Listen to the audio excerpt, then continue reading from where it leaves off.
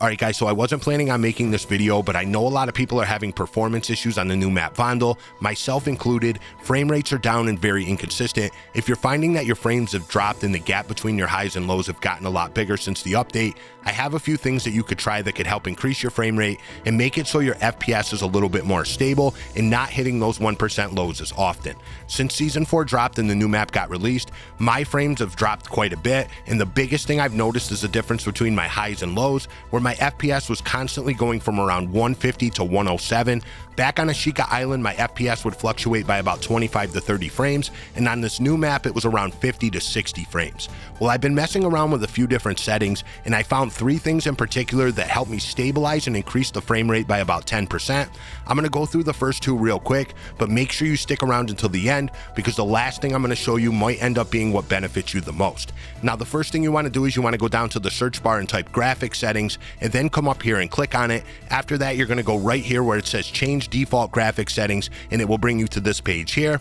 Now, the first setting we're going to talk about is hardware accelerated GPU scheduling. I've had this off since Warzone 2 first released. Normally, this setting reduces latency and increases performance, but for some reason, it was having the opposite effect on Warzone 2. Now, there's been mixed opinions on this setting over the last 6 months. Some people like it on, some people like it off. I personally thought the game felt better with it off, but after the issues with this new map, I decided to try turning it on again, and I noticed my frames actually seemed a little higher once I turned it back on, at least when it comes to the new map Vondel.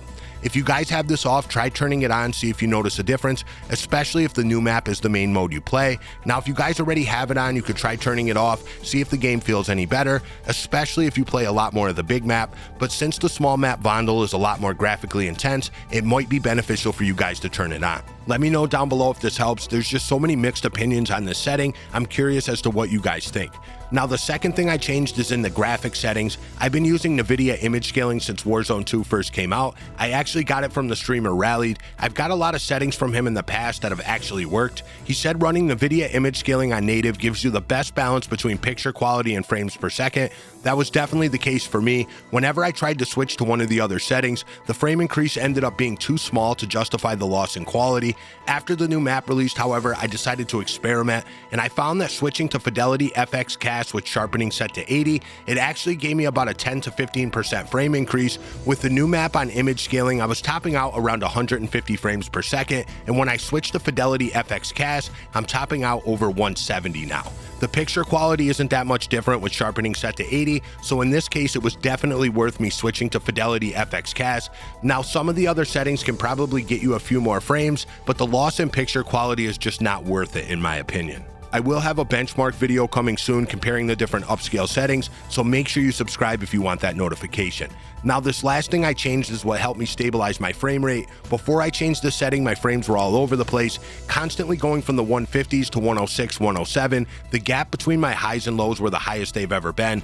I had a friend who said he was getting better FPS in full screen borderless than he was in full screen exclusive, and it reminded me of this setting we changed once back in Warzone 1 in order to get better performance. To get to it, you want to find where you have Call of Duty saved on your computer. Mine is under Program Files x86. Just find the folder that says Call of Duty, click on it, and then go to the folder that says Retail. After that, you scroll all the way down until you find the application file named COD. It might say cod.exe.